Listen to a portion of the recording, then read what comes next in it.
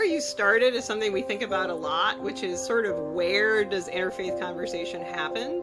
And we've landed on organization on the point that you were driving towards, that we have to build those spaces. Those spaces don't currently exist, and there's not really an opportunity to have those types of conversations organically. And so when we first started as an organization, it was a robust congregational model, and that you had congregations of folks, both ordained or recognized religious leaders and the laity, and you sort of got one congregation in conversation with another congregation. Sometimes they go back and forth between their houses of worship. Sometimes they come to our place, or sort of a neutral third place, to have those types of conversations. Hopefully it's a mix of all three.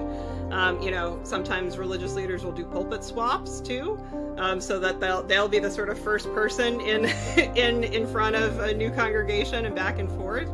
But over the years, we started realizing, we actually were approached by some high school teachers who were thinking about religion in the classroom. And, these are folks who are teaching Supreme Court cases. These are folks who are teaching, world history. These are folks who are teaching different, the Crucible and staging a play.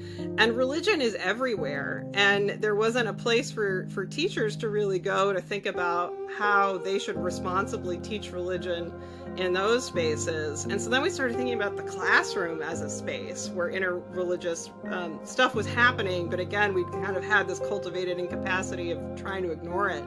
And so what would it mean to help teachers navigate that? And so we have like a whole teachers fellowship program that's working with public schools, religious schools, and independent schools, because all of those institutions approach the question differently and from different kind of commitment standpoints. And then the third space that we've really leaned into, which after the death of Freddie Gray, is this the idea of justice making and race and religion. And what does it mean to actually bring, again, the wisdom of our religious traditions to the project of justice making?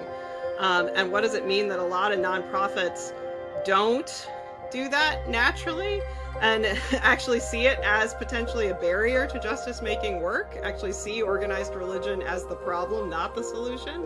And so how do we navigate those types of conversation? And I would say our justice leaders work in Baltimore has been, some of the most challenging, interesting, fascinating conversations because of everyone's own personal experiences with religion, but then their experiences with justice making work in the world, the hopes and then the real lows that come along with that.